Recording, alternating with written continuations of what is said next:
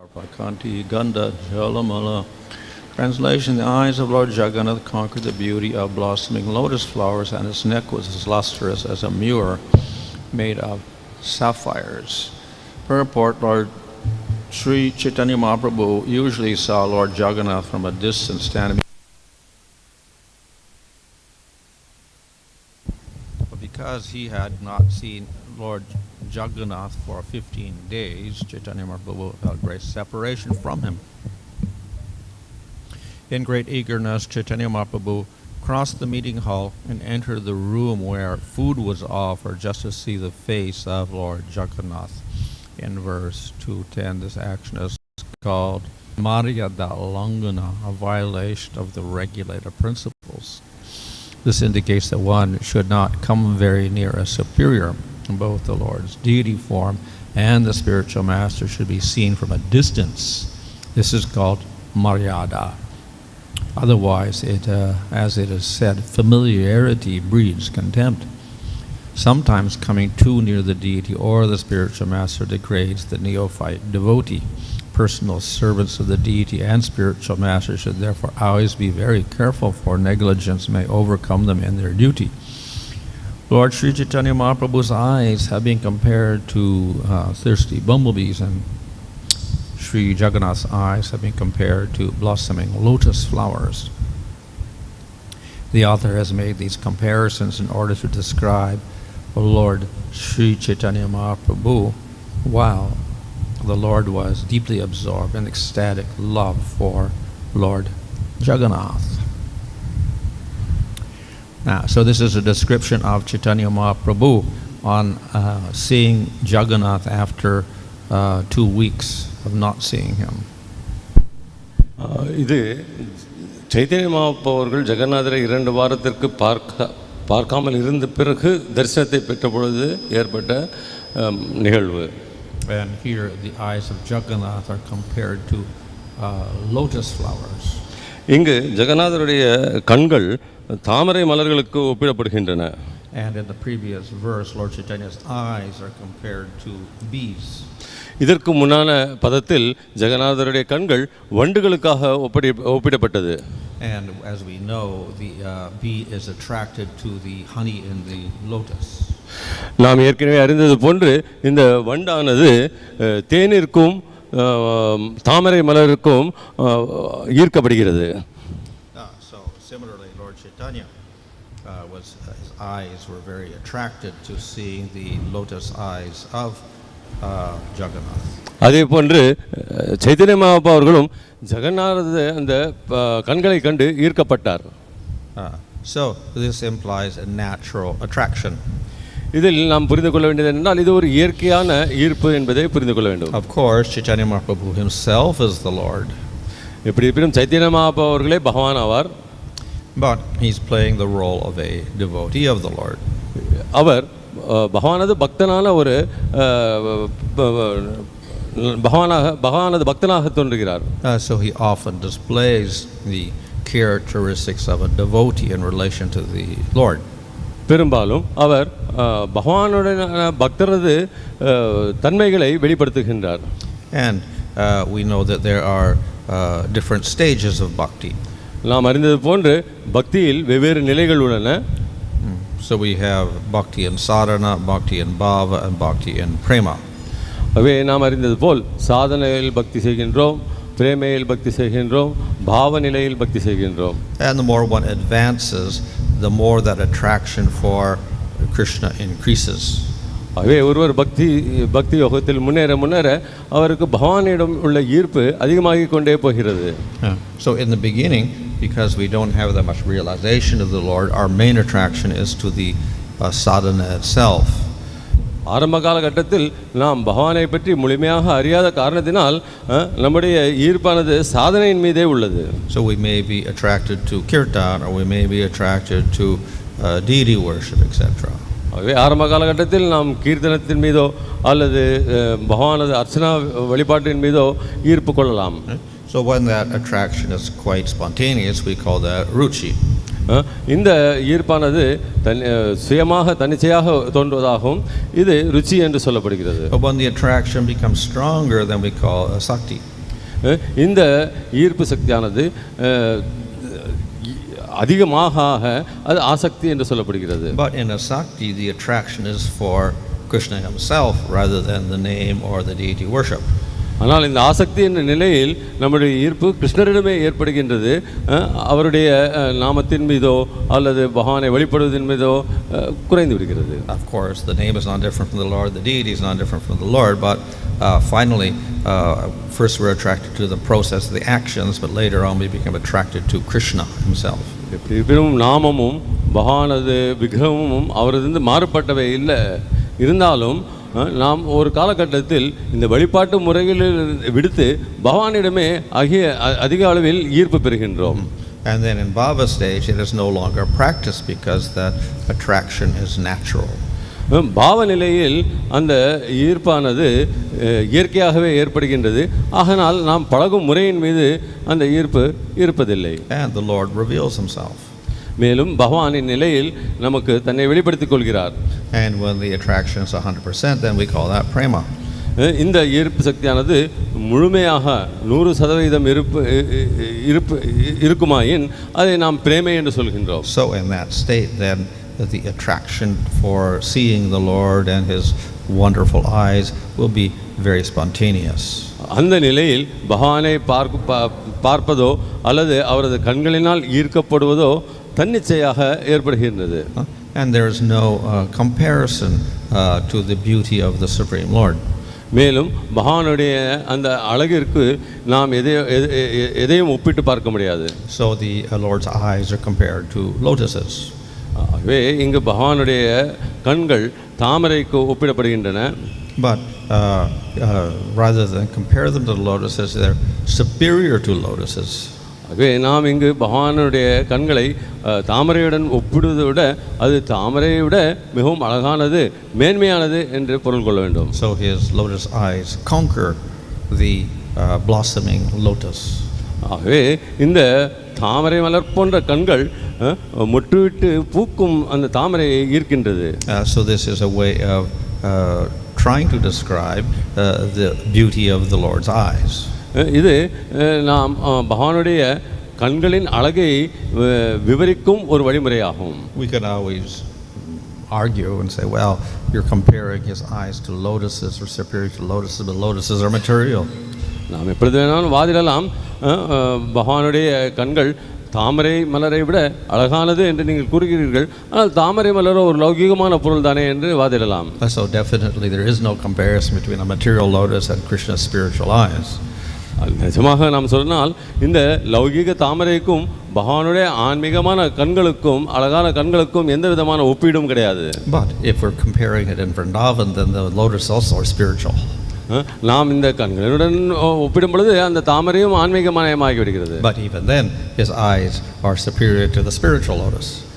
எப்படி இருந்தாலும் பகவானுடைய கண்கள் என்பது அந்த ஆன்மீகமான தாமரை மலரோட மேலானது, மேன்மையானது. In other words, there is nothing to compare to the beauty of the Lord. வேறு விதமாக சொன்னால் பகவானுடைய அழகுடன் ஒப்பிடுவதற்கு எந்த விதமான பொருளும் இல்லை. So even in the spiritual world where everything is beautiful, still the beauty of the Lord is superior to that. ஆன்மீக உலகத்தில் அனைத்தும் அழகு நிறைந்ததாகவும் இருப்பினும் அவை அனைத்தையும் விட பகவானுடைய அழகானது மேன்மையானதே ஆகும். So the beauty of his lotus eyes conquers the beauty of the lotus. ஆகவே இந்த தாமரை மலர் போன்ற கண்களினுடைய அழகு இந்த தாமரையினுடைய அழகையே ஆட்கொள்கிறது. And his color, his complexion, dark complexion conquers the complexion of a fresh rain cloud. இந்த பகவானுடைய நிறமானது, அவருடைய வசீகரமான அந்த நிறமானது மழை நீரை தாங்கி செல்லும் ஒரு கருமேகத்துடன் ஒப்பிடப்படுகிறது. And the color of his yellow dhoti conquers the flashing of lightning. அவர் அணிந்திருக்கும் அந்த மஞ்சள் நிறத்தில் உள்ள வேட்டியானது ஒரு மின்னலுடன் ஒப்பிடப்படுகிறது. And the redness of his lips conquers the red color of the bimba fruit. அவருடைய உதடுகளின் சிவப்பு நிறமானது பிம்ப பழத்தின் சிவப்பு நிறத்துடன் ஒப்பிடப்படுகிறது. Or the effulgence of his toenails conquers millions of rays of the moon. அதே போன்று அவரது நகக்கணுக்குள் இருந்து வெளிப்படும் அந்த ஒளியானது கோடான கோடி சந்திரனுடைய ஒளிக்கதிர்களுக்கு ஒப்பிடப்படுகிறது. So certain comparisons are used just so that we can get some idea of the superior nature of the Lord's beauty. இத்தகைய ஒப்பீடுகள் ஏன் சொல்லப்படுகிறது என்றால் நமக்கு பகவானுடைய அழகை பற்றி ஏதோ ஒரு விதத்தில் ஒரு தன்மை புரிய வருகிறது புரிய வேண்டும் என்பதற்காகவே. So in the particular pastime here, Jagannath disappears for 2 weeks, and therefore the devotees feel great separation. ஆகவே இங்கு குறிப்பிடப்பட்டுள்ள லீலையானது ஜெகநாதர் ஒரு 2 வாரங்களுக்கு பக்தர்களுக்கு காட்சியளிக்காமல் மறைந்து விடுகின்றார். அதில் அவர்கள் விரகதாபத்தில் தவிக்கின்றனர், பக்தர்கள் தவிக்கின்றனர். So just as we have separation of the devotees from Krishna in the pastimes, in the Bhagavatam, so here Lord Chaitanya is separated from Jagannath. Srimad பாகவதத்தில் பக்தர்கள் எவ்வாறு கிருஷ்ணரிடமிருந்து தனிமைப்படுத்தப்பட்டு இயங்குகிறார்களோ அதே போன்று இங்கு ஜெகநாதரிலிருந்து தனிமைப்படுத்தப்பட்ட பகவான் சைத்தன்யர் இயக்கம் வருவதை கூறப்பட்டுள்ளது. Of course, there is daily separation because Lord Chaitanya goes to see the deity every day and then he goes home. So there is separation for a day. So இந்த பிரிவானது ஒவ்வொரு நாளும் நடக்கக்கூடியது. ஏனெனில் சைத்தன்ய மகாபிரபு அவர்கள் ஜெகநாதரை தரிசிப்பதற்கு அன்றாடம் கோவிலுக்கு செல்கின்றார். தரிசித்து விட்ட பிறகு வீட்டுக்கு செல்ல வேண்டியிருக்கிறார். But then there is prolonged separation, as there is also prolonged separation when Krishna leaves Vrindavana and goes to Mathura. கிருஷ்ணர் எவ்வாறு விருந்தாவனத்தை விட்டு மதுராவை சென்ற பொழுது ஒரு நீண்ட கால பிரிவு ஏற்படுகின்றோ அதே போன்று இங்கும் இது ஒரு நீண்ட கால பிரிவாக விளக்கப்பட்டுள்ளது. So the feelings of separation in that longer period become very intense. ஆகவே இந்த நீண்ட கால பிரிவு என்னும் பொழுது அதனுடைய தாக்கம் அதிக அளவில் உள்ளது.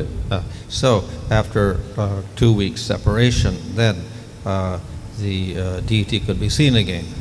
2 வார பிரிவுக்கு பிறகு பக்தர்கள் பகவானை மறுபடியும் தரிசிக்க முடிகின்றது. So after the separation, then we have the meeting of the Lord with the devotee. பிரிவிற்கு பிறகு பக்தர்கள் பகவானுடன் இணைவது விளக்கப்பட்டுள்ளது. And just as the separation gives rise to feelings of lamentation, so the meeting gives rise to feelings of joy. எவ்வாறு பிரிவானது புலம்பலுக்கு இடம் கொடுக்கின்றதோ அதே போன்று ஒரு சந்திப்பானது பிரிவிற்கு பிறகு ஏற்படும் சந்திப்பானது இன்பத்தையும் உருவாக்குகிறது. So in that joy, then it is described here in the purport that Chaitanya Mahāprabhu came very, very close to the Lord. அத்தகைய இன்பம் ஏற்படும் பொழுது இங்கு விளக்கப்பட்டுள்ளது பிரகாரம் சைத்தன்ய மகாபிரபு அவர்கள் பகவானுக்கு மிகவும் நெருக்கமாகி விடுகின்றார். So normally he stayed behind the Garuḍa stamba, which is quite far away. He stayed near the Garuḍa stamba, which was very far away from Jagannath. Chaitanya Mahaprabhu அவர்கள் கருட ஸ்தம்பத்தின் அருகில் இருந்தார். ஆகவே அது ஜெகநாதரிலிருந்து நீண்ட தூரத்தில் இருந்த இடமாகும். But in this case he came very close where they do the offerings to the Lord, so that was quite close. அவர் பகவானுக்கு படைக்கும் பொழுது மிகவும் நெருக்கமாக பகவானை அடைந்தார். So normally one in front of the deity one maintains respect. சாதாரணமாக பகவானின் முன்னிலையில் இருக்கும் பொழுது ஒருவர் மரியாதையை காக்கின்றார். And part of that respect is to stay at a distance. அந்த ஒரு மரியாதை என்பது ஒரு குறிப்பிட்ட அளவு இடைவெளியில் நிற்பதாகும். Just as with a king, maybe the ministers get close, but the normal people are far away. உதாரணத்திற்கு ஒரு அரசனானவன் தன்னுடைய மந்திரிகளை தன்னை நெருங்க விடுகிறான். ஆனால் சாதாரண குடிமக்கள் அவனிடம் தூரத்திலேயே இருக்கிறார்கள். And then the people who come closest will be the very intimate servants and the family members. அரசனுக்கு மிகவும் நெருக்கத்தில் இருப்பவர்கள் அவருக்கு நெருங்கிய மக்களும் அவரது குடும்பத்தை சார்ந்தவர்களாக மட்டுமே இருப்பார்கள். So in general with the deity also then normally people are far away. அதே போன்று தான் பகவானிடம் கூட சாதாரணமாக மக்கள் பெரும் தூரத்திலேயே இருக்கின்றார்கள். But then the deity pujaris or sevakas, then they come very close to the deity. ஆனால் அதே சமயத்தில் அந்த விக்கிரக வழிபாட்டை செய்யும் பூஜாரிகளும் மற்ற சேவகர்களும் பகவானை நெருங்கி நிற்கிறார்கள். But normally the normal people don't come that close. சாதாரண மக்கள் பகவானை அந்த அளவிற்கு நெருங்க முடிவதில்லை. So the pujaris, they will come up because they have to offer the bhoga, so they will come very close to the deity. பூஜாரிகளோ பகவானுக்கு நைவேத்தியம் செய்யும் நிலையில் மற்றும் மற்ற சேவைகள் செய்யும் நிலையில் இருப்பதால் அவர்கள் விக்கிரகத்திற்கு மிகவும் நெருங்கி நிற்கிறார்கள். But that is not an excuse that everybody can do that. ஆனால் இந்த ஒரு காரணத்தை காட்டி அனைவரும் பகவானை நெருங்கி விட முடியாது. So in other words, the people should remain far away and maintain respect. வேறு விதத்தில் சொன்னால் சாதாரண மக்கள் பகவானிடம் விக்கிரகத்திடமிருந்து தூரே நின்று அவருக்கு மரியாதை செலுத்த வேண்டியுள்ளது. And to not do that is considered to be breaking the rule. அதை செய்யாவிட்டால் விதிமுறையை நாம் கடைபிடிக்காதவர்கள் ஆகிறோம். So the rules are there to maintain the respect, and if we break the rules, then we break the respect. ஆகவே இந்த சட்டதிட்டங்கள் அனைத்தும் பகவானுக்கு மரியாதை செய்வதற்காக விதிக்கப்பட்டவை. அதை நாம் பின்பற்றவில்லை என்றால் அந்த விதிமுறைகளை மீறுவதாகிறது. So as Prabhupada mentions in the Purport that familiarity breeds contempt, so therefore by that closeness we tend to commit offense. சில பிரபுபாத அவர்கள் இந்த விளக்குரையில் கூறியது போல் நெருக்கமான பழக்கம் என்பது நமக்கு குற்றத்தை விளைவிக்கும் செயலாகி விடுகிறது. So that is one of the rules in the worship of the deity. ஆகவே பகவானை வழிபடுவதில் இது ஒரு விதிமுறையாகும். But of course, then what about the pujaris? They are coming close. Why don't they have that rule also? ஆனால் அதே சமயத்தில் நாம் கேள்வியை கேட்கலாம், ஏன் பூஜாரிகள் மட்டும் நெருங்கி நிற்கிறார்கள், அவர்கள் மட்டும் எவ்வாறு அந்த அளவுக்கு நெருக்கமாக இருக்க முடிகிறது? So one reason is that of course they do have to personally serve by bathing and dressing, etc. அதற்கு நாம் சொல்ல வேண்டிய ஒரு விடை என்னவெனில், அவர்கள் பகவானுக்கு நேரடியான சேவை செய்ய வேண்டியிருக்கிறது, பகவானுக்கு அலங்காரம் செய்ய வேண்டியிருக்கிறது, அவருக்கு உணவு கொடுக்க வேண்டியிருக்கிறது. ஆகிய இத்தகைய நெருக்கமான சேவைகளில் அவர்கள் ஈடுபடுகிறார்கள். So naturally there is more intimacy and less respect. ஆகவே அந்த இடத்தில் நெருக்கம் அதிகமாக இருக்கிறது, மரியாதை குறைகிறது. But still they do have to maintain respect. எப்படி இருப்பினும் அவர்களும் ஓரளவுக்கு மரியாதை என்பதை கடைபிடிக்கிறார்கள். And if they do not, then again they become offensive. அவ்வாறு அவர்கள் செய்யவில்லை என்றால் அவர்களும் அபராதிகள் ஆகிவிடுகிறார்கள். So there are many rules for maintaining that respect, even if one is intimately serving the deity.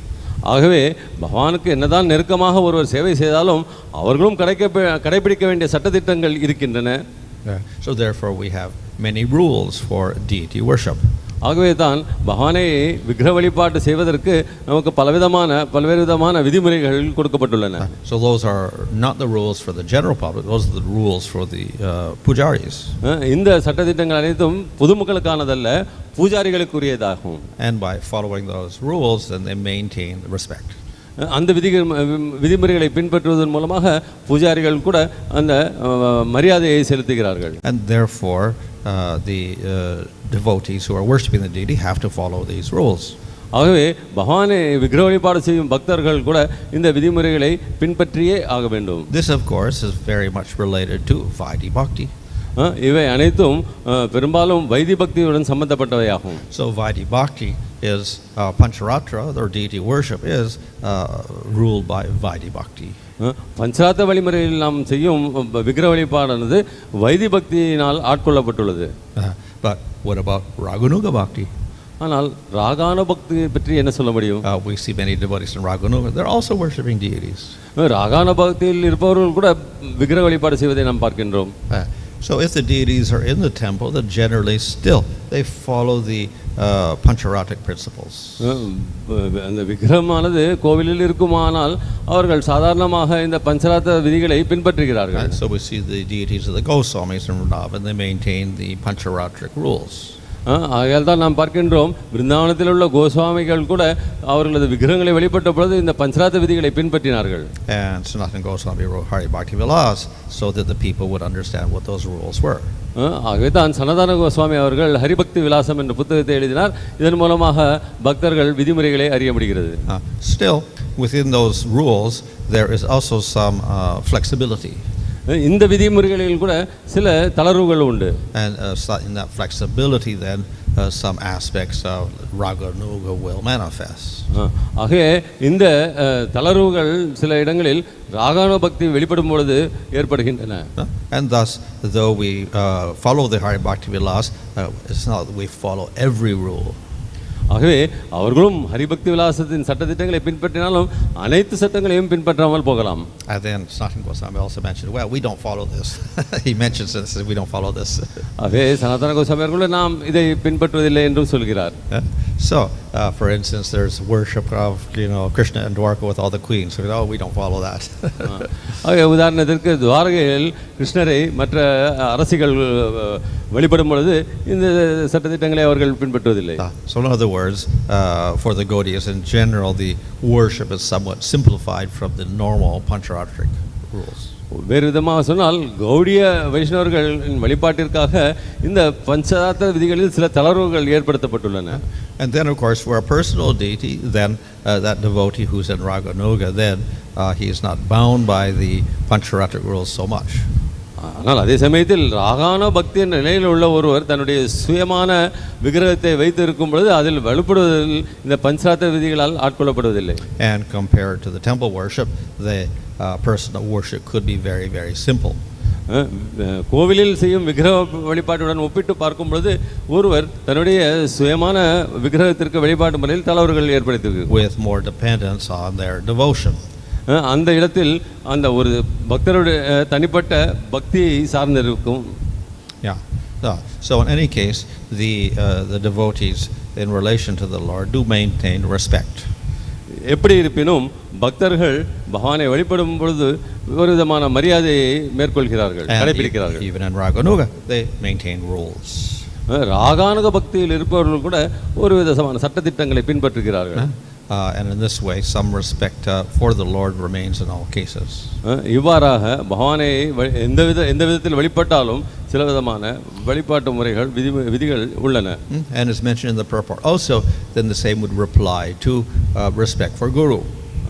இந்த விளக்க உரையில் சொல்லப்பட்டிருப்பது இதே விதமான மரியாதை என்பது குருவிற்கும் கொடுக்கப்படுகிறது என்பதாகும். So there is rules for respecting Guru, just as there's rules for respecting the Lord. நாம் எவ்வாறு பகவானை மரியாதை செலுத்துவதற்கு சில சட்டதிட்டங்கள் உள்ளதோ அதே போன்று குருவிற்காகவும் நாம் மரியாதை செலுத்த வேண்டிய சட்டதிட்டங்கள் உள்ளன. And the rules are there to maintain that respect. இந்த சட்டதிட்டங்கள் அந்த மரியாதையை காப்பதற்காக ஏற்படுத்தப்பட்டவில்லை. So the rules are very similar. இந்த சட்டதிட்டங்கள் ஒன்றை போன்றே உள்ளன. And the reason is that of course we're treating the Supreme Lord just like we treat a respectable person in this world. வேறு விதமாக சொன்னால் பகவானை நாம் ஒரு சாதாரண மனிதனுக்கு கொடுக்கும் மரியாதையை போன்று கொடுத்து வழிபடுவதில்லை. So there's a rule of deity worship offenses, seva-aparas. You don't speak loudly and curse in front of or joke in front of the deity. சேவாபிராதம் என்று சொல்லும் பொழுது அங்கு சில வழிமுறைகள் உள்ளன.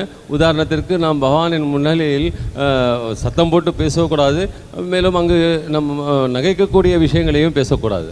So the same in front of a guru or an exalted devotee. We don't act casually and speak in front of them in a casual way. அதே போன்று தான் நாம் குருவின் முன்னால் கூட ஒரு சாதாரணமான ஒரு நிலையில் பேசக்கூடாது. பக்தர்களை அங்கு நாம் கிண்டல் செய்யக்கூடாது, மரியாதை கொடுத்து பேச வேண்டும். So you don't show your feet in front of the deity. நாம் நம்முடைய பாதங்களை பகவானுக்கு காண்பிக்க கூடாது. And similarly, don't show your feet in front of a great devotee. அதே போன்று தான் நாம் நம்முடைய பாதங்களை ஒரு பெரும் பக்தரினமோ குருவின் முன்னாலோ காட்டுவதில்லை. And when you address the Lord, you address him with respect. So also with the great devotees, you give respect when you address them. நீங்கள் எவ்வாறு பகவானை அலங்கரிக்கும் பொழுது அவருக்கு மரியாதை கொடுத்து செய்கிறீர்களோ அதே போன்று தான் பெரும் பக்தர்களை அலங்கரிக்கும் பொழுதும் நாம் மரியாதை செலுத்துகின்றோம். So in this way, the idea of respect is always there. இவ்வாறாக மரியாதை செலுத்துவது என்பது எப்பொழுதும் இருக்கின்றது. So though Krishna is Supreme Lord and we establish an intimate relationship in the spiritual world, as far as our practice here is concerned, there is always that respect given. நாம் பகவானுடைய பக்தர்களாக இருந்து அவர் ஆன்மீக உலகத்தில் அவருடன் நெருக்கமாக பழகுகின்ற ஒரு நிலையில் ஏற்பட்டாலும் நாம் இங்கு லௌகிக உலகத்தில் வாழும் வரை அந்த பழக்கம் என்று சாதனா என்பது செய்து கொண்டு இருக்கும் பொழுது அவருக்கு கொடுக்க வேண்டிய மரியாதைகளை கொடுத்து கொண்டே தான் இருக்கின்றோம். Of course, we can always argue, well, what is respect that Mother Yasoda gives to Krishna because she has a stick and she's punishing him? What kind of respect is that? ஆனால் நாம் மாதிரலாம் யசோதை அன்னை எவ்வாறு பகவானுக்கு மரியாதை செலுத்தினார், ஒரு பிரம்பை எடுத்துக்கொண்டு பகவானை மிரட்டி ஓட்டுகின்றாரே என்று. So these are actions in prema, and we are not on that level. அத்தகைய செயல்கள் அனைத்தும் பிரேமை என்ற நிலையில் உள்ளவையாகவும் நாம் அந்த ஒரு நிலைக்கு இன்னும் வரவில்லை. But as one gets to higher and higher levels, the devotee may also act in a similar way. ஒருவர் பக்தியில் முன்னேற முன்னேற உயர்நிலையை அடைய அடைய அத்தகைய ஒரு மனோபாவத்தை பெற வாய்ப்புண்டு. So we have examples of that in Lord Chaitanya's his followers, his pastimes with the deities. The devotee may order the Lord to do this or that. நாம் இத்தகைய உதாரணங்களை சைத்தன்ய மகாபிரபுவின் லீலையில் பார்க்கலாம். பக்தர்கள் ஒரு சமயம் பகவானிடம் நீங்கள் இதை செய்யுங்கள் அப்படி செய்யுங்கள் என்று ஆணையிடுவதையும் காணலாம். So but that's a high level. இது மிகவும் உன்னதமான ஒரு நிலையில் உள்ள லீலையாகும். So in sadhana, but we do have these rules for respect. ஆனால் சாதனை நிலையில் உள்ள நமக்கு இந்த மரியாதை கொடுக்க வேண்டிய சட்டதிட்டங்கள் இருக்கின்றன. In this case, Chaitanya Mahāprabhu, of course, is on the highest level and illustrating the highest level of prema. இந்த நிலையில் இங்கு விளக்கப்பட்டுள்ள நிலையில் சைத்தன்ய மகாபிரபு அவர்கள் உன்னதமான பிரேமை என்ற நிலையில் இருப்பதால் அது உன்னதமான ஒரு பக்தி நிலையாகும். And therefore, naturally, the rules of respect could be forgotten in this case. இயற்கையாகவே அத்தகைய நிலையில் இந்த மரியாதைக்குரிய சட்டதிட்டங்கள் அனைத்தும் மறக்கப்படுகின்றன. Normally, you follow the rules. சாதாரணமான நேரங்களில் நாம் இந்த சட்டதிட்டங்களை பின்பற்றுகிறோம். And therefore, he remained behind the Garuḍa stamba. ஆகவே அவர் எப்பொழுதும் அந்த கருட சம்பத்தின் பின்னாலே நின்றிருந்தார். But when through separation, then his prema increased so much that when he saw the Lord, then spontaneously he became very close. அவர் பிரிவின் காரணமாக அந்த விரகத்தின் காரணமாக எப்பொழுது அவருடைய பிரேமை என்பது உன்னத நிலையை அடைந்ததோ அந்த நேரத்தில் பகவானை நெருங்கி அவர் பல விதமான செயல்களில் ஈடுபடுகிறார். So in normal cases, Chaitanya Mahāprabhu followed rules. சாதாரண நிலையில் சைத்தன்ய மகாபிரபு அவர்கள் கூட இந்த சட்டதிட்டங்களை பின்பற்றியே நின்றார். So there were rules for sannyas. ஆகவே சந்நியாசத்தை ஏற்பதற்கான சில சட்டங்கள் உண்டு. So he followed those rules. அந்த சட்டங்களை அவர் பின்பற்றினார். And then there's rules of respect for the deity. He followed those rules. பகவானை வழிபாடுவதற்கான சில சட்டதிட்டங்கள் உண்டு, அவற்றையும் அவர் பின்பற்றினார். And of course there's rules of society also. He followed those rules. அதே போன்று சமுதாயத்தில் கடைபிடிக்க வேண்டிய சட்டதிட்டங்கள் இருந்தன, அவற்றையும் அவர் பின்பற்றினார். So in general, for teaching people, he followed all those rules. ஆகவே பொதுவாக மக்களுக்கு போதிப்பதற்காக அவர் அனைத்து விதமான சட்டதிட்டங்களையும் பின்பற்றினார். But then when the attraction to the Lord became so great, then he may break the rules. ஆனால் அதே சமயத்தில் பகவானிடம் அவர் கொண்ட ஈர்ப்பானது அதிகரித்து பிரேமையின் நிலையை அடைந்த பொழுது இந்த சட்டதிட்டங்களை அவர் மதிக்காமல் மீறினார். And thus we see in Nectar Devotion there, Rupa Goswami, in describing prema, says that you could not describe the activities of a person in prema. ஆகவே தான் பக்தி ரசாந்த சிந்துவில் ரூப கோசாமி அவர்கள் இந்த பிரேம பக்தியில் இருப்பவர்களுடைய நிலையையும் அவர்களுடைய செயல்பாடுகளையும் நாம் விளக்க முடியாது என்று சொல்கிறார். One may expect him to follow all the rules, but he may not. ஒருவர் அவர்கள் அத்தகையோர் அனைத்து சட்டதிட்டங்களையும் பின்பற்ற வேண்டும் என்று எதிர்பார்க்கலாம், ஆனால் அவர்கள் அதை பின்பற்றாமல் போகலாம். Like Chaitanya Mahāprabhu, follow the rules, but then sometimes he breaks the rules. இங்கு அதற்கான உதாரணம் கொடுக்கப்பட்டுள்ளது. சைத்தன்ய மகாபிரபு எப்பொழுதும் அந்த சட்டதிட்டங்களை பின்பற்றி கொண்டிருந்தால், ஆனால் ஒரு காலகட்டத்தில் அந்த பிரேமை நிலையில் அவர் அதை மீறினார். So it is not because they purposely want to break rules. ஆனால் இது அவர்கள் வேண்டுமென்றே சட்டங்களை மீற வேண்டும் என்றதுக்காக செய்யப்படும் செயல்கள் அல்ல. Rather, because of the great attraction to the Lord, they forget everything else. மாறாக பகவானிடம் கொண்டுள்ள அந்த ஈர்ப்பின் காரணமாக, பிரேமையின் காரணமாக அவர்கள் அனைத்தையும் மறந்து செயல்படுகிறார்கள். And therefore they cannot be blamed for that. ஆகவே இதற்காக நாம் அவர்களை குறை கூற முடியாது. Because ultimately the greatest quality is that attraction to the Lord. ஏனெனில் இறுதியாக பார்ப்போமேயானால் அனைத்தை விட மிகுந்த உன்னதமான நிலை என்பது பகவானால் ஈர்க்கப்படுவது என்பதே ஆகும். Hare Krishna. ஹரே கிருஷ்ணா.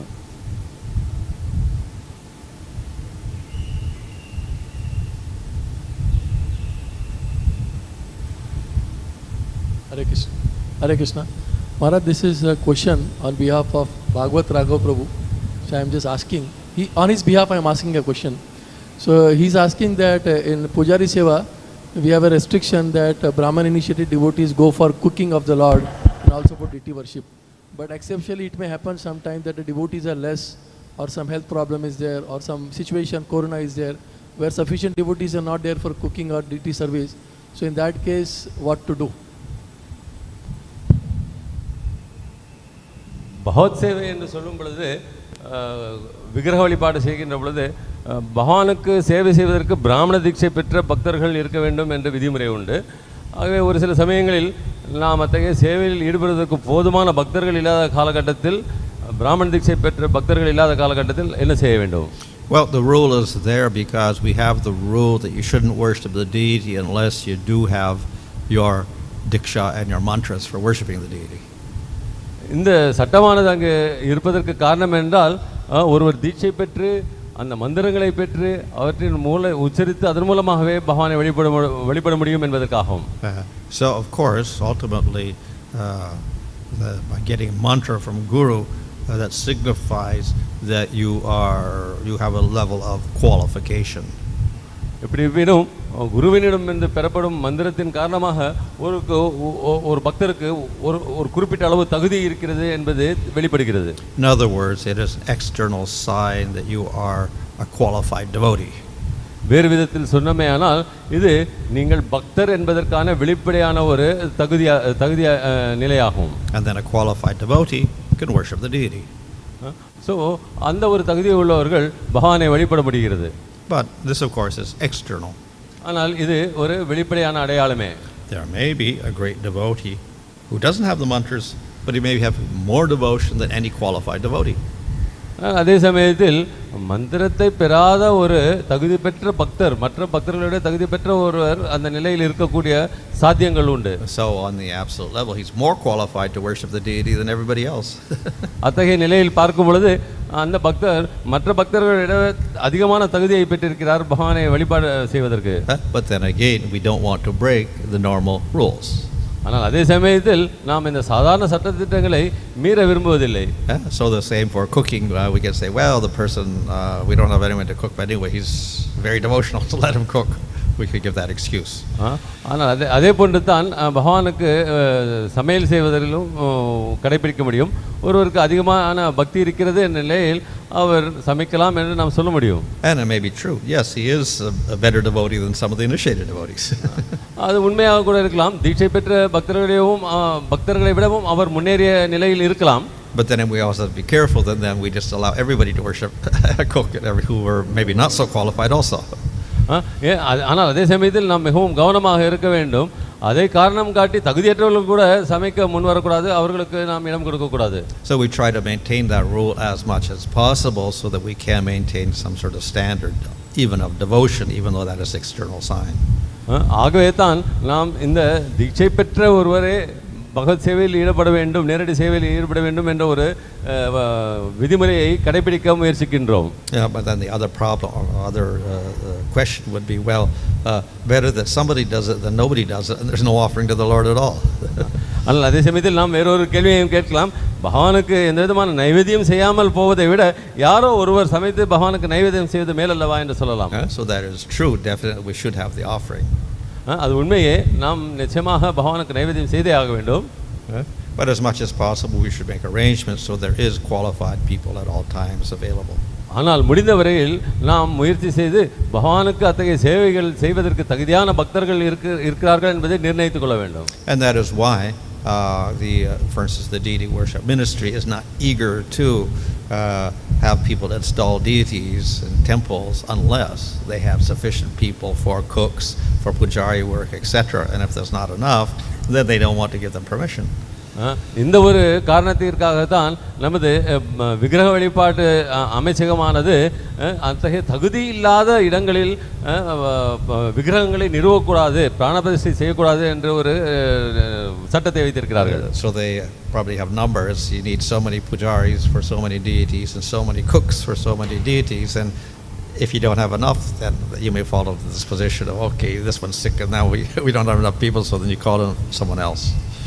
ஆகவே தான் அவர்கள் இத்தகைய ஒரு கோவிலில் இந்த விதமான இத்தனை பக்தர்கள் இருக்க வேண்டும், பூஜாரிகள் இவ்வளவு பேர் இருக்க வேண்டும், இரண்டாம் தீட்சை பெற்றவர்கள் இவ்வளவு பேர் இருக்க வேண்டும் என்று சட்டத்திட்டங்களும் கட்டுப்பாடுகளையும் வைத்துள்ளார்கள்.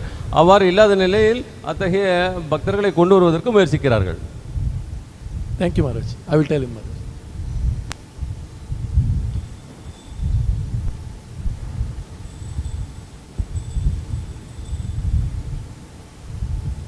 Hare Krishna Maharaj.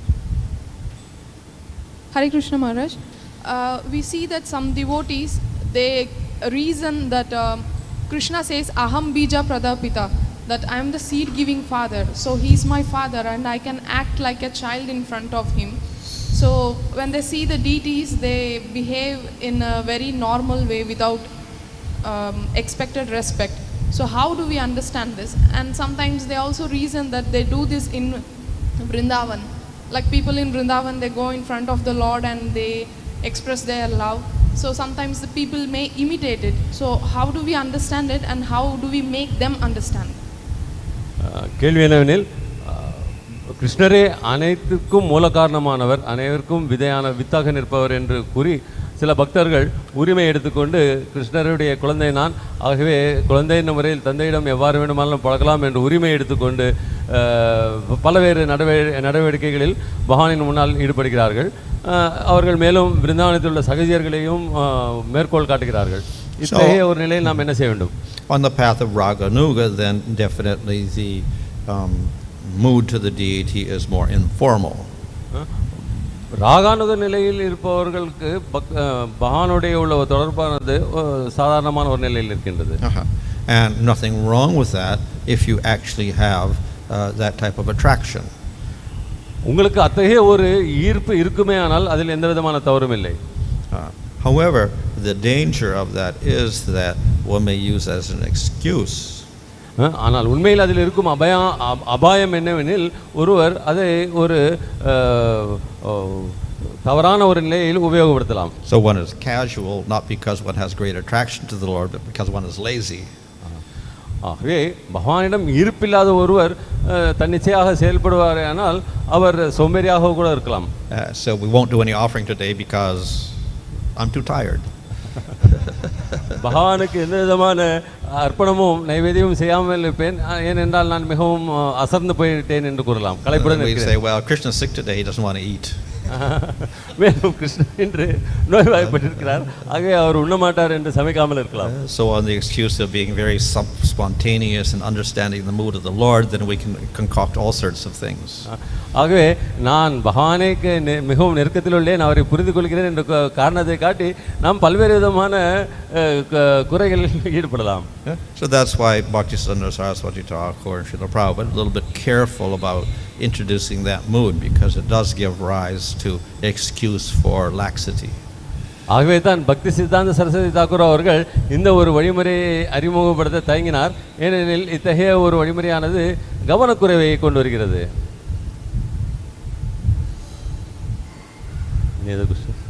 Hare Krishna, online questions please. Hare Krishna Prabhu, Hare Krishna Maharaj, very nice class. We have few questions online. The first question from Radha Rasamayi Devi Dasi. Is the attraction for the Lord directly different from, is the attraction for the Lord different from attraction for deity worship? Then is attraction for the holy name a third thing?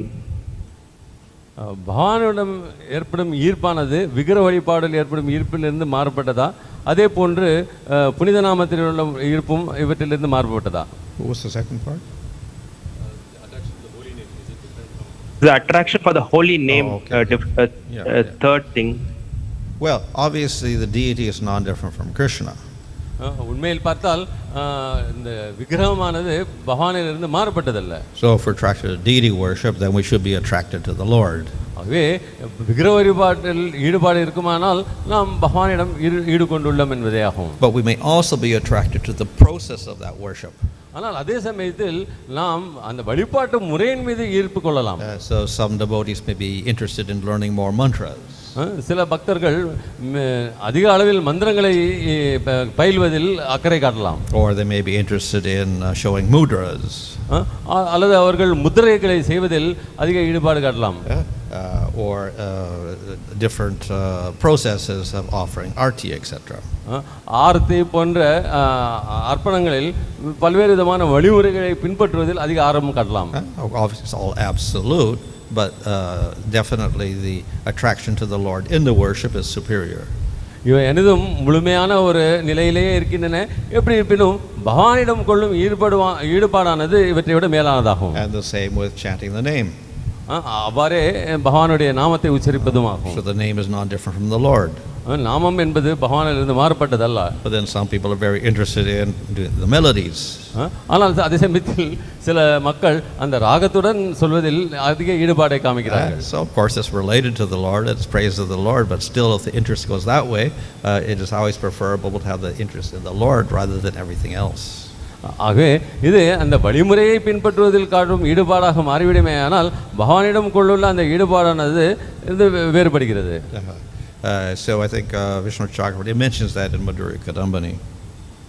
Viswanatha சக்கரவர்த்தி தாகூர் அவர்கள் இதை பற்றி மதுரிய கதம்பனி என்ற புத்தகத்தில் விளக்கியுள்ளார். So you can have two types of attraction. உங்களுக்கு இரண்டு விதமான ஈர்ப்புகள் ஏற்படலாம். We have attraction for chanting the name. ஒரு ஈர்ப்பானது பகவானது நாமங்களை உச்சரிப்பதற்கானது. So someone may be attracted to hearing the name when it is done sung very beautifully with nice ragas, etc. சிலர்கள் அந்த பகவானுடைய நாமத்தை கேட்பதில் அதிக கவனம் செலுத்தலாம், அதிகமான ராகங்களுடன் மென்மையான ராகங்களுடன் சொல்வதில் ஈடுபாடு காட்டலாம். But superior to that attraction is a person who is attracted to the singing of the name even if it is not sung properly. ஆனால் அதே சமயத்தில் அதைவிட ஒரு மேலான ஈர்ப்பு என்னது என்றால் ஒருவர் அந்த ஒரு பாடலை அல்லது உச்சரிப்பை அந்த சரியான ராகத்தில் ஒரு சரியான ஈடுபாடோடு சொல்லாவிட்டாலும் ஈடுபடுவதே ஆகும். So he's more attracted to the name itself and the devotion with which it's expressed rather than the melody or the rhythm, etc. ஏனில் அந்த இடத்தில் அவர் அந்த நாமத்திற்கு அந்த அளவுக்கு ஈர்ப்பு கொண்டுள்ளார் என்றால் அதனுடன் சேர்ந்து வரும் பக்தியிலேயே அவர் மனது நிலைக்கின்றது, அதனோட சேர்த்து சொல்லப்படும் ராகத்திலோ அல்லது மற்ற விஷயங்களிலோ அவர் ஈடுபடுவதில்லை. So that's a higher attraction. இது ஒரு மேன்மையான நிலையில் உள்ள ஈடுபாடாகும். Thank you, Maharaj. This is a question from Medhavani Sakhi Mataji. Is it right understanding that Mother Yashoda is Ragatmika Bhakta and hence there is no aspect of Aishwarya or respect for the Lord, whereas Raganuga Bhaktas have attained that love by practice or sadhana. Hence at all times the aspect of Aishwarya Bhava or respect is always there. அன்னை யசோதையிடம் ராகாத்மிக பக்தி என்பது இருப்பதன் காரணமாக அவருக்கு அந்த ஐஸ்வர்யத்தில் ஈடுபாடு இல்லை என்று சொல்லப்படுகிறது. ஆனால் பழக்கத்தின் மூலமாக ராகானுக பக்தி அடைவர்களுக்கு அந்த ஐஸ்வர்யத்தில் ஈடுபாடு இருக்கிறது என்று சொல்லப்படுகிறது. இது உண்மையா? So the Ragamaka Bhaktas are the devotees in the spiritual world in Vrindavan who have great prema. இந்த ராகாத்மிக பக்தர்கள் விருந்தாவனத்தில் ஆன்மீக உலகத்தில் உள்ள பிரேமை நிலையை அடைந்த பக்தர்கள் ஆவார்கள். And the Raganuga Bhakta is someone doing sadhana in this world who's aspiring to follow the Ragatmaka Bhaktas. ஆனால் ராகானுக பக்தர்கள் என்பவர்கள் இந்த பூவுலகில் சாதனையின் மூலமாக அந்த ராகாத்மிக பக்தர்களை பின்பற்ற முயற்சிப்பவர்களாகும். So by following the sadhana of Raganuga, of course eventually they will surpass the sadhana. Raganuga பக்தியை அடைவதற்காக சாதனை செய்ய முயற்சிப்பவர்கள் இறுதியில் ஒரு காலகட்டத்தில் இந்த சாதனையை கடந்து செல்கிறார்கள். And they will also surpass respect. மேலும் அவர்கள் இந்த மரியாதை என்பதையும் மரியாதை என்ற ஒரு நிலையையும் கடக்கிறார்கள். And in the spiritual world then they will enter Vrindavan where there is no respect. இறுதியாக அவர்கள் ஆன்மீக உலகத்தில் விருந்தாவனத்தை நுழைகிறார்கள். அங்கு மரியாதை என்பது அந்த அளவுக்காக கடைபிடிக்கப்படுவதில்லை. But that respect of course means that they don't see Krishna as Supreme Lord. ஆனால் அந்த மரியாதை இல்லை என்று நாம் சொல்வது என்னவென்றால் கிருஷ்ணரை அவர்கள் பகவானாக பாவிப்பதில்லை. So everybody obviously respects Krishna in Vrindavan. எப்படி இருப்பினும் விருந்தாவனத்தில் கிருஷ்ணரை அனைவரும் மரியாதை கொடுக்கிறார்கள். But that does not interfere with their affection. ஆனால் அந்த மரியாதையானது அவர்களுடைய பற்றிற்கும் பாசத்திற்கும் எந்த விதமான இடையூறையும் விளைப்பதில்லை. And they never see Krishna as Supreme Lord. மேலும் அவர்கள் கிருஷ்ணரை முழுமுதற் கடவுளாக பாவிப்பதில்லை. So if one practices Raganuga, one is qualified to enter into Vrindavan. ஆகவே ஒருவர் ராகானுக பக்தியை பழகும் பொழுது அவர் விருந்தாவனத்தில் நுழைவதற்கு தகுதியை பெறுகிறார். And if he practices Vaidhi, then when he goes to spiritual world, then he will see Krishna as Supreme Lord, so he can't enter Vrindavan. ஆனால் why this பக்தி பழகுபவர்கள் விருந்தாவனத்தை அடையும் பொழுது பகவானை முழுமுதற் கடவுளாக பார்க்கிறார்கள். ஆனால் அங்கு அந்த தன்னிச்சையான ராகானுக பக்தி என்பது இருப்பதில்லை.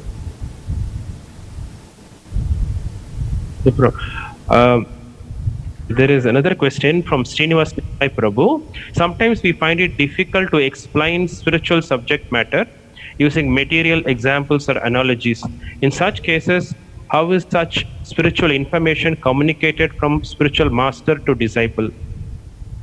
இந்த லௌகிக உலகத்து சமயத்தில் ஆன்மீக விஷயங்களை விளக்குவதற்கு லௌகிக உதாரணங்களின் மூலமாக செய்வது என்பது கடினமாகிறது. அத்தகைய நேர காலகட்டங்களில் ஆன்மீக குருவானவர் எவ்வாறு தன்னுடைய விளக்கங்களை கொடுக்கிறார், செய்தியை பரிமாற்றம் செய்கிறார்? What's the question? How does the spiritual message?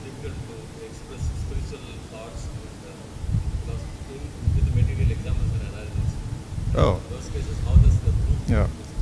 Well, we'll see in Bhagavatam so many different examples are given. Srimad பாகவதத்தில் பல்வேறு விதமான உதாரணங்கள் கொடுக்கப்பட்டுள்ளதை காண்கின்றோம். And then we can say, well, that's a material example. பெரும்பாலானவை லௌகிக விஷயங்களை கொண்டு அடிப்படையிலேயே விளக்கப்பட்டுள்ளன. So that is true. இது உண்மையே. But the example is given not to confuse material with spiritual, but to show some similarity only. ஆனால் இந்த உதாரணங்கள் கொடுக்கப்பட்டுள்ளது ஆன்மீகம் மற்றும் பௌதிகத்தை போட்டு குழப்பிக்கொள்வதற்காக அல்ல, ஆனால் சில மேற்கோள்களை காட்டி அதை புரிய வைப்பதற்காகவே ஆகும். So examples are given to indicate a similarity. ஆகவே இந்த உதாரணங்கள் ஒரு ஒப்பிட்டு சொல்லப்படும் தன்மைகளை, ஒரே மாதிரி இருக்கும் தன்மைகளை விளக்குவதற்காக ஒப்பிடப்படுபவை. Therefore they are never perfect examples. ஆகவே இவை குறைகளற்ற உதாரணங்களாக முடியாது. So the reason for this, of course, is that in the spiritual world things maybe have similarity, but they are also quite different.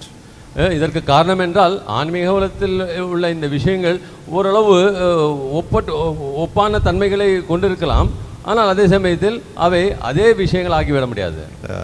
So how does a disciple understand this? ஒரு சீடனானவன் இதை எவ்வாறு புரிந்து கொள்ள முடிகிறது? So the devotee should have faith and intelligence. அதற்கு என்ன பதில் என்றால் பக்தன் என்பவனுக்கு நம்பிக்கை இருக்க வேண்டும், சிறிது புத்தி கூர்மையும் இருக்க வேண்டும். Of course this intelligence is spiritual intelligence. ஆனால் இங்கு நாம் புத்தி கூர்மை, புத்திசாலித்தனம் என்று கூறுவது ஆன்மீக புத்தியை பற்றியே ஆகும். If it is mere material intelligence, then of course he won't understand properly. லௌகிக விஷயங்களில் உள்ள அந்த புத்தி கூர்மையானது இந்த ஆன்மீக விஷயங்களை புரிந்து கொள்ள உதவுவதில்லை. But due to his faith and his devotion, he has developed spiritual intelligence. Then he will have no confusion in understanding the instructions.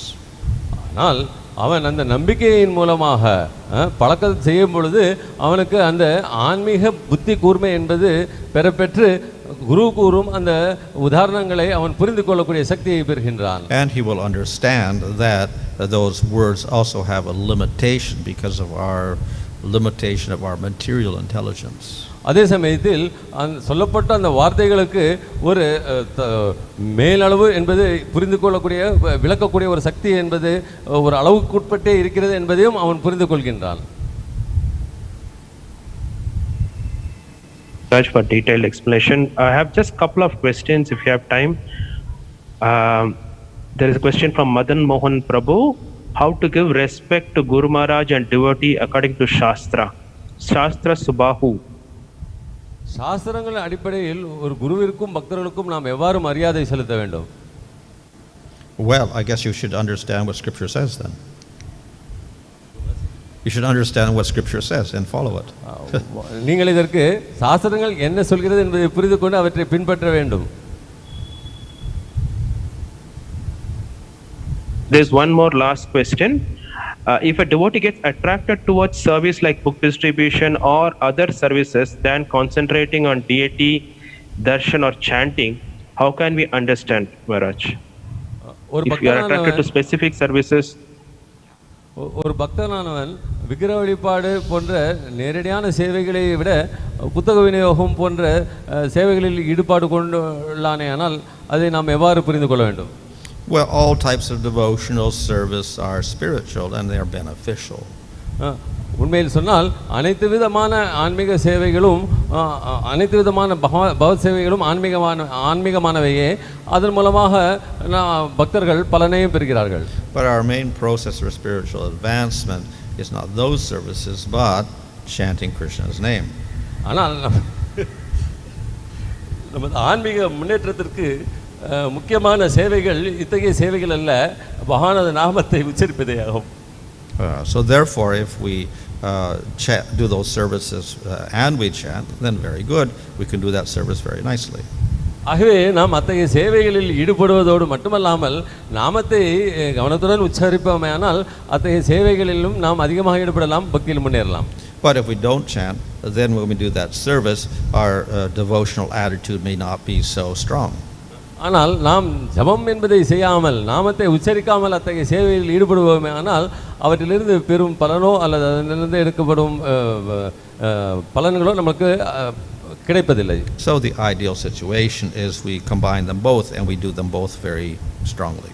ஆகவே உகந்த முறை என்னவென்றால் நாம் இரண்டையும் ஒன்றாக கலந்து நாமத்தை ஜபித்து மற்ற சேவைகளையும் செய்ய வேண்டியதனால் நாம் ஆன்மீக முன்னேற்றம் பெற முடியும். Thank you, Maharaj. Hare Krishna. ग्रंथरा Shri Shri Shri Bhagavatam की विसोलनस भानुस्वामी महाराज की डिवाइन ग्रेस एसी भक्तिदान समशल प्रभुपाद की निताय गौर प्रेमानंद चैतन्य चरितामृत